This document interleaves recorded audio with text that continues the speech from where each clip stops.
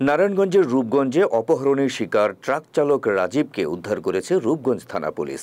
শনিবার ভুলতা ফাঁড়ির এসআই জাহিদুল ইসলাম ও তার সঙ্গীয় ফোর্স উপজেলার গোলাকান্দাইল ৫ নং ক্যানেল এলাকা থেকে তাকে উদ্ধার করে। পুলিশ জানায়, অপহৃত রাজীবকে উদ্ধারের সময় অপহরণের সঙ্গে জড়িত ৬ যুবককেও গ্রেপ্তার করেছে।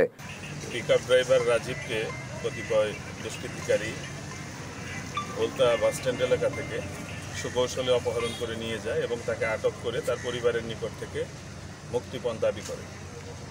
দাবিকৃত মুক্তিপণের টাকা না দিলে তাকে মেরে ফেলা হবে, এই ধরনের হুমকি দিতে থাকে। গ্রেফতারকৃত অপহরণকারীরা হল মোহাম্মদ শান্ত, জুয়েল, বিল্লাল হোসেন, আল আমিন, আসাদ ও শামীম।